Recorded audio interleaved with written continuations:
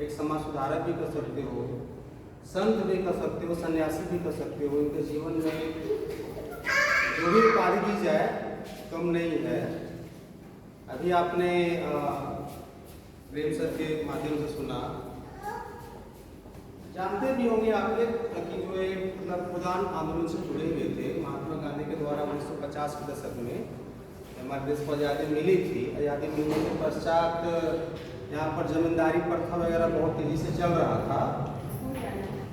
कुछ ऐसे लोग थे जिनके पास जमीनें नहीं थी, अपने आप को बहुत ही असहाय, गरीब, वंचित समझे जा रहे थे, मान रहे थे। उन लोगों के हित के लिए एक आंदोलन चलाया गया था, भूदान आंदोलन। भूदान आंदोलन के तहत वैसे लोगों को जिनके पास जमीन ना के बराबर थी, जो भूमिहीन थे, उनको भूमि जो है भूदान आंदोलन के माध्यम से प्रदान की गई थी। और सबसे ज़्यादा अगर भूमि प्रदान की गई किसी क्षेत्र में भूदान आंदोलन के तहत तो हजारीबाग क्षेत्र को मिला था। जहाँ विनोबा विश्वविद्यालय जहाँ स्थापित है, वह उसी आंदोलन के द्वारा दान की गई भूमि में बनाया गया। ठीक है, हम लोग की जो यूनिवर्सिटी जहाँ पर अभी खड़ी है, भूदान आंदोलन के तहत प्राप्त भूमि में ही वो खड़ी की गई। इसलिए आज हम लोग विद्यालय को विनोबा विश्वविद्यालय के नाम से भी जानते हैं।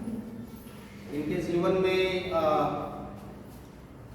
कभी कभी ऐसा आता है ना कि हम लोग किंग करते तो विमूढ़ हो जाते हैं, क्या करें क्या ना करें, एक असमंजस की स्थिति में आ जाते हैं। जब वो पढ़ाई शुरू कर रहे थे, मैट्रिक की परीक्षा उन्होंने पास की थी, इंटर में नाम लिखाना था।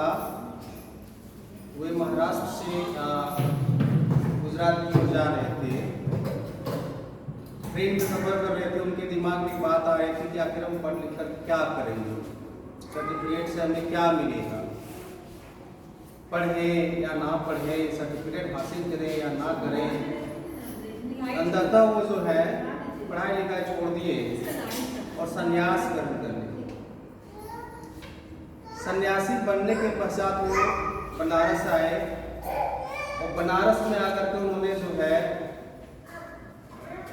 धर्मशास्त्रों की पढ़ाई की। इसके अलावा उन्होंने गीता, बाइबल, पुराण जितने भी धार्मिक साहित्य थी सबको उन्होंने क्या किया, अध्ययन किया।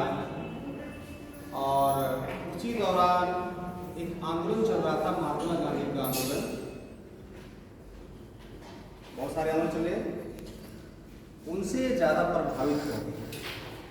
ठीक है, और महात्मा गांधी भी एक प्रकार से कह सकते हैं कि अनुयायी, गांधी सिद्धांतों का एक अनुयायी के रूप में इनका विख्यात बहुत ज़्यादा इनको ख्याति मिली है। और दूसरी ओर देखा जाए तो ये मतलब शिक्षक के रूप में, ज्ञान शिक्षक कौन होते हैं, जो ज्ञान देते हैं। इसको जो भारत का शिक्षक की भी उपाधि दी गई है। और चूंकि शिक्षक को उस समय आचार्य कहा जाता था, इसके नाम के पहले आचार्य लगा दिया गया। विनोबा भावे नाम के पहले आचार्य विनोबा भावे बोलते हैं। ये आचार्य की उपाधि जो है भारत का शिक्षक होने के नाते इनको दी गई। यह उस दौर की बात की जा रही है जिस समय 1946-47 के आसपास में, जिस समय जेपी आंदोलन में चल रहा था।